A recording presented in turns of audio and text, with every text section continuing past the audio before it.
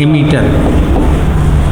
इधर सुनाओ, reverse bias होनी है तो ऊपर n जो है उसको फेवर करेंगे, कलेक्टर को फेवर करेंगे।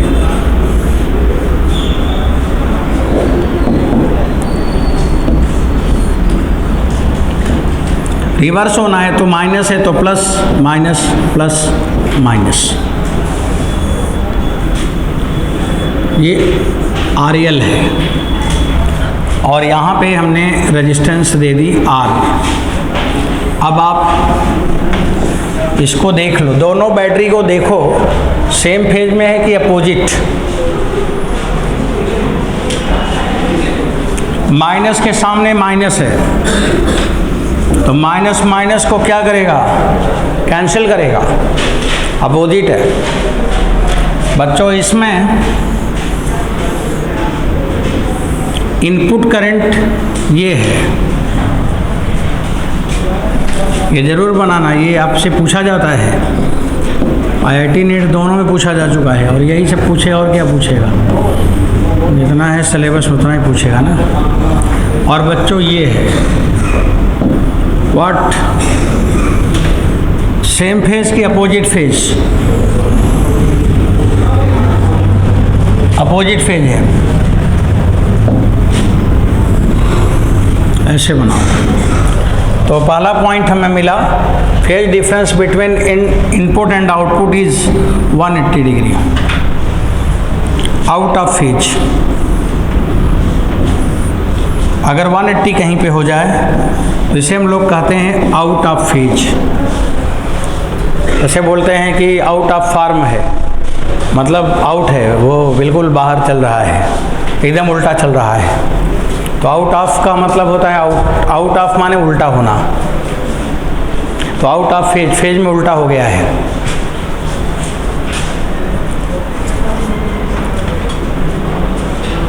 सर्किट बना के आउट ऑफ फेज लिख लीजिए, तब फिर आगे बात शुरू किया जाए। इधर करंट का डायरेक्शन जरूर बता देना, इधर होगा बेस और इधर होगा कलेक्टर और इधर होगा एमीटर। ये दोनों का सम होता है I बराबर IB प्लस IC, करंट का डायरेक्शन।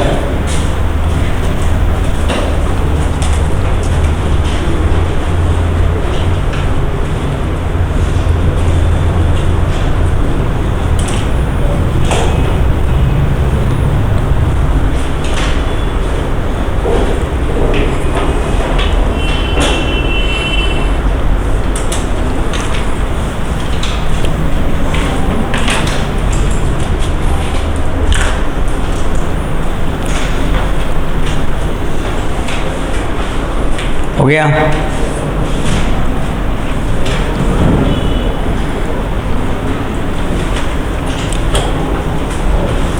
अब आप लिखोगे इनपुट कैरेक्टरिस्टिक।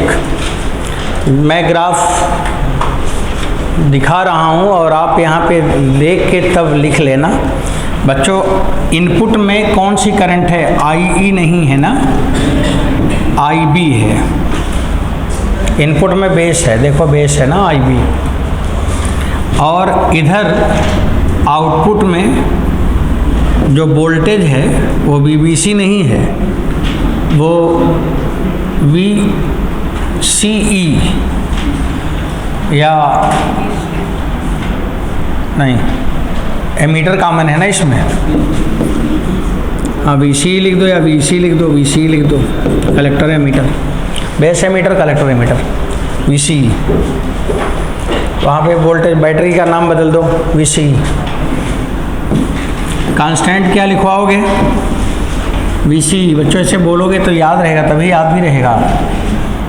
तो वैसे फिजिक्स कम पढ़ते हो, उसमें इलेक्ट्रॉनिक्स चल रही है, तो उसको वैसे साथ साथ बोलते रहेंगे तभी याद रहेगा, नहीं एग्जाम में EC BC करते रह जाओगे। तो ये VCE है, कलेक्टर एमीटर के बीच। अब बताओ जो VCE आया ये उल्टा फेज है, ये वाला बढ़ेगा तो वो भी बढ़ेगा, अपोज बराबर करेगा। तो यहाँ पे 6 वोल्ट, यहाँ पे आपको चेंज करना है। अब यहाँ पे आप 2 वोल्ट करो, यहाँ 4 करो, यहाँ 6 करो, बाकी सब वही है। बाकी में कोई चेंज नहीं है, everything is as it is. यहाँ वी भी सही है। यहाँ पे थोड़ा सा बदलना है, डेल्टा आई की जगह डेल्टा आई भी करना है। और इनपुट रेजिस्टेंस हमेशा लो होगा, कोई भी एम्पलीफायर हो, इनपुट लो ही होता है। हम इनपुट को लो रखते ही हैं, उसी के हिसाब से सारी वैल्यू रखी जाएगी। इनपुट में यही है ना, डेल्टा वी बी, हाँ V B E, base ammeter.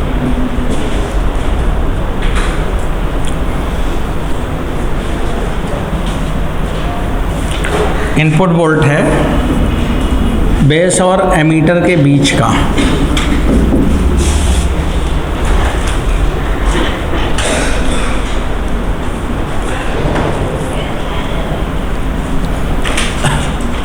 अब बच्चों इनपुट कैरेक्टरिस्टिक में आपने देखा इनपुट रेजिस्टेंस और इनपुट रेजिस्टेंस लो लिखा गया, ग्राफ बन गया, ग्राफ की वैल्यू लिख लिया।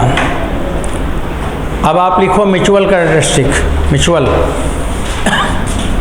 आउटपुट में आईसी है, इनपुट में आईबी है, और स्लोप अल्फा नहीं बीटा है।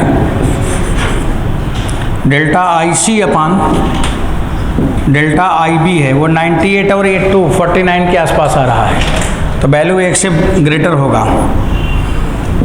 Beta is greater than 1। तो आपने क्या देखा, आउटपुट करंट ज़्यादा था ना, इसलिए ज़्यादा था क्योंकि बीटा का मान बड़ा आ रहा है। आउटपुट में कलेक्टर करंट है तो वैसे ही इनपुट बेस से ज़्यादा ही होगा। अब इसकी पर्टिकुलर वैल्यू लिखने की ज़रूरत नहीं है। करंट गेन लो नहीं हाई, ये करंट गेन हाई है।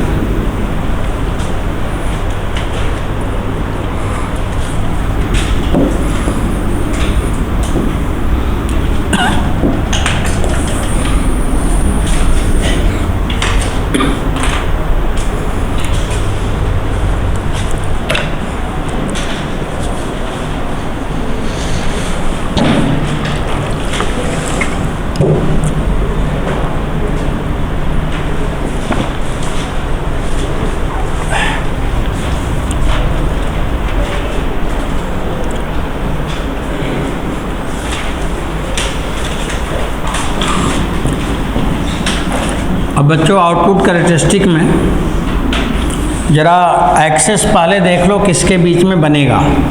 आउटपुट करंट आईसी है और आउटपुट वोल्टेज वीसीई है और इनपुट करंट आईबी है।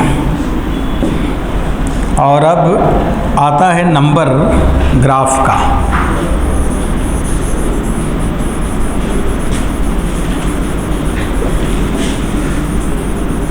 अब ग्राफ का नंबर आता है।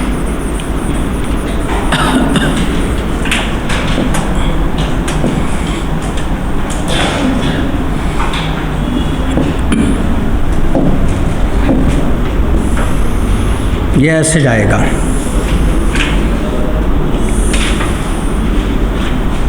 ये कर्व ऐसे होता है। वो कॉमन बेस का था और ये कॉमन एमीटर का है। आउटपुट रेजिस्टेंस निकालोगे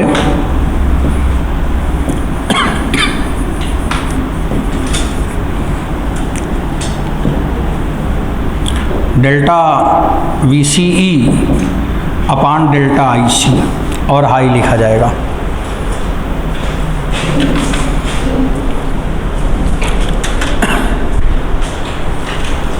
आउटपुट में ये है और इनपुट में क्या है, मतलब आउटपुट का वोल्टेज वीसी और आउटपुट का करंट आईसी है।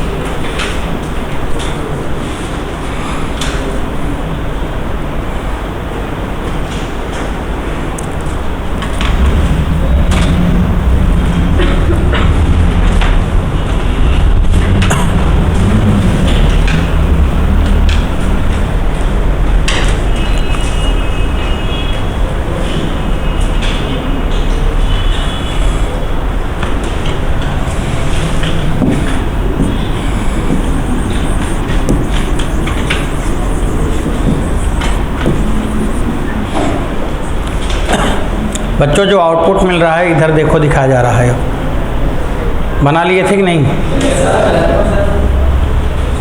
बनाओ बनाओ, आराम से बनाओ। कौन सा बरसात हो रहा है?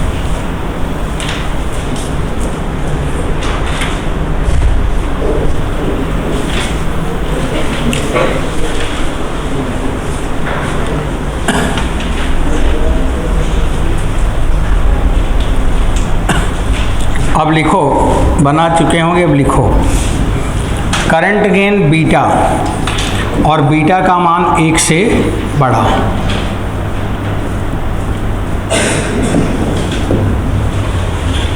और ये बीटा 1 से बड़ा होगा। बच्चों वोल्टेज गेन निकालनी है, IC यही सब रहेगा, IC और नीचे IE की जगह IB होगा।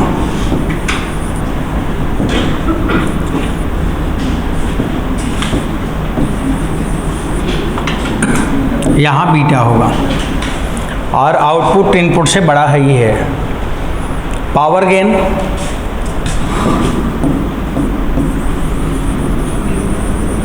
बीटा बीटा बीटा स्क्वायर हो जाएगा, यहाँ पे बीटा स्क्वायर हो जाएगा।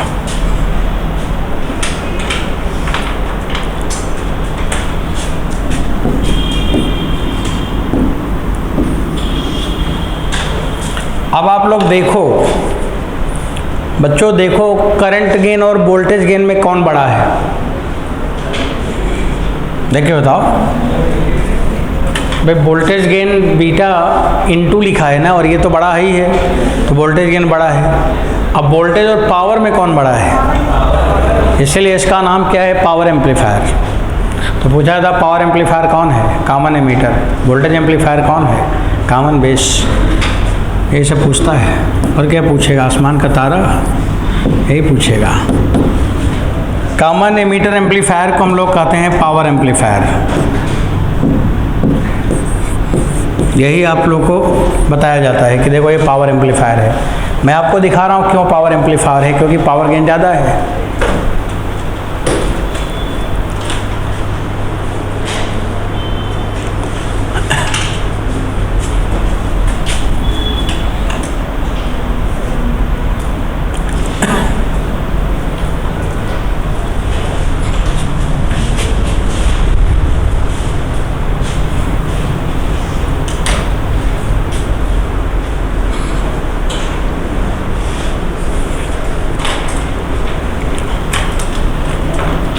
हो गया।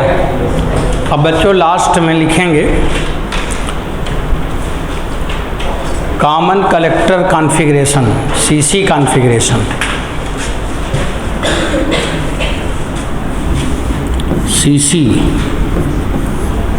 और ट्रिपल C हो गया, कॉन्फ़िगरेशन में भी C है, कॉन्फ़िगरेशन तो ट्रिपल C।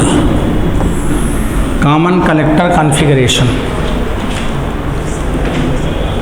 कॉमन कलेक्टर ये यूज़ होता है ऑसिलेटर के लिए, फॉर ऑसिलेटर।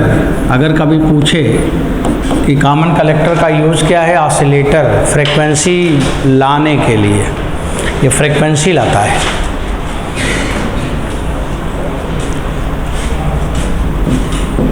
और एक चित्र बना लो, ये चित्र है,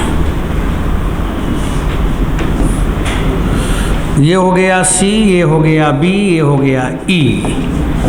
आउटपुट एमीटर पे है, इनपुट बेस पे है, कलेक्टर कॉमन है।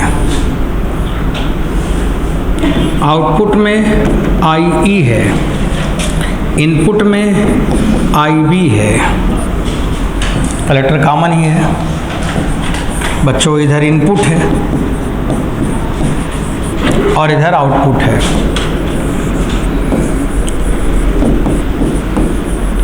आपको केवल इसका करंट गेन लिखना है, बाकी आपका सिलेबस ये नहीं है, 2 ही है।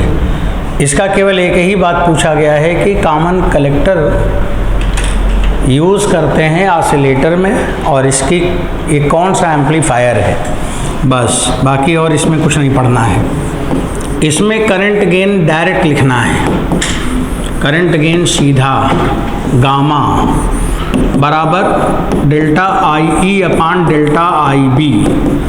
और बच्चों ये गामा बहुत बड़ा है, इसलिए इसे current gain, high current gain, very high current gain.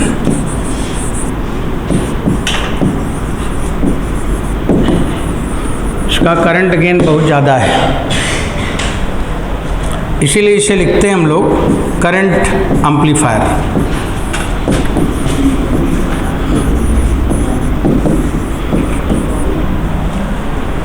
बच्चों ये करंट एम्पलीफायर है।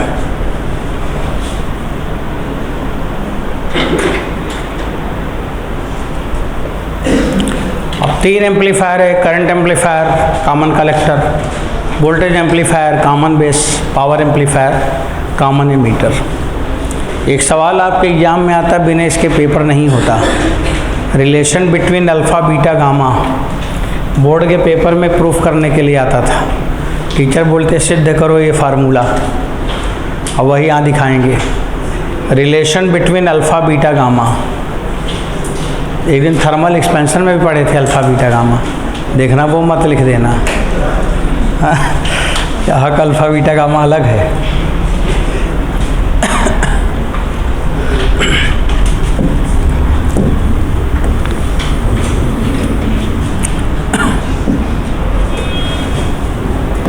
अल्फ़ा बराबर delta I E upon delta आई सी। सही है, यही है ना अल्फ़ा, उल्टा लिखा है, delta I C upon delta I ई है। जो लिख दे वही सही है। हाँ, देखते रहा करो। डेल्टा आई सी है, ऊपर कलेक्टर करंट था और नीचे एमीटर था, तभी तो 1 से छोटा हुआ था। ये था, ये है। बीटा बराबर आउटपुट में IC है और इनपुट में IB है।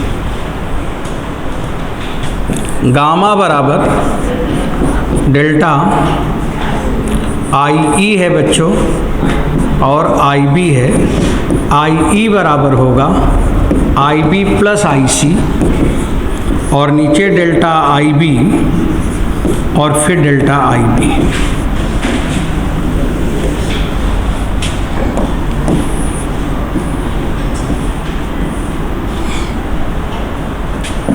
अब गामा बराबर होगा 1 प्लस बीटा। गामा और बीटा का रिलेशन आ गया। कॉमन कलेक्टर का गेन कॉमन एमीटर से ज़्यादा है और 1 प्लस है।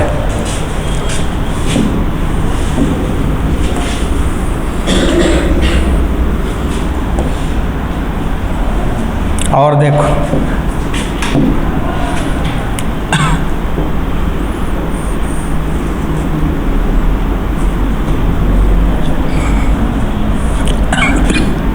बीटा बराबर ऊपर लिखा हुआ है ना डेल्टा IC,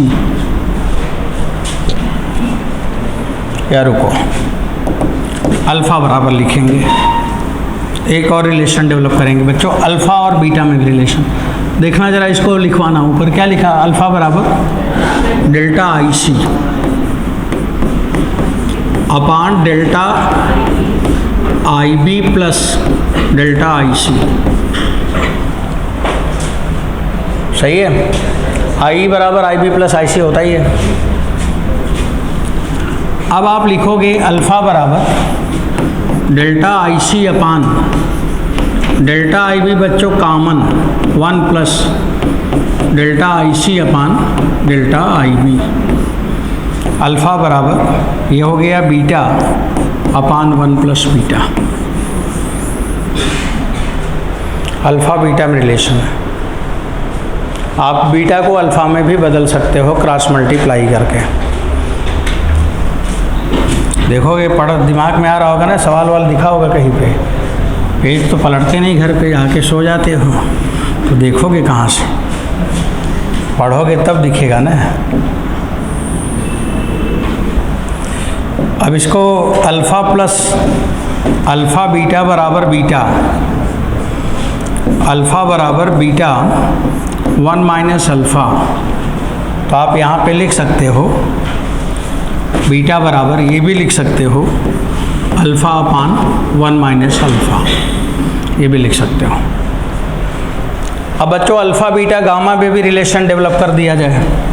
देखो इंटर रिलेशन है, ये सब 2-3 बार देख लेना घर पे भी। अल्फ़ा बराबर लिखा है बीटा अपान 1 प्लस बीटा, तो अल्फ़ा बराबर लिखा है बच्चों बीटा बाई गामा, तो बीटा का मान हो गया अल्फ़ा इंटू गामा।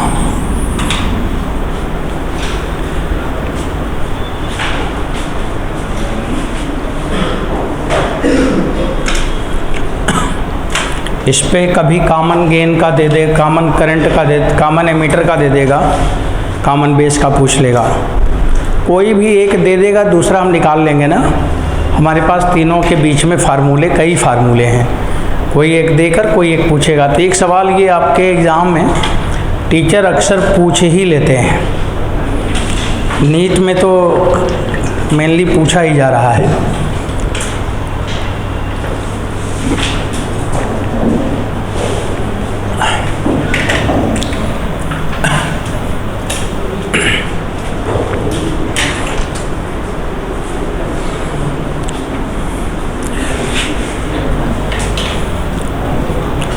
बच्चों एक लास्ट में 5 मिनट के लिए एक पॉइंट और बताएंगे, फिर ये ख़त्म हो जाएगा। वैसे आपका काम ख़त्म हो गया है, लेकिन CBSE दैट मीन्स नीट का एक स्पेशल सिलेबस है। यही मेंस में कम पूछता है, लेकिन नीट में बहुत पूछता है, और वो है फीडबैक एम्पलीफायर। लिख लो, फीडबैक भी लिख लो। हर चीज़ का फीडबैक आना चाहिए कि नहीं? इतनी देर पढ़े तो क्या फ़ायदा हुआ? हाँ, तो हम लोग अब क्या पढ़ेंगे? Feedback amplifier. एक लास्ट लाइन है फीडबैक का, तब ये ख़त्म हो जाएगा, तो ये बात ही ख़त्म हो जाएगा। लिखे नहीं थे क्या आप?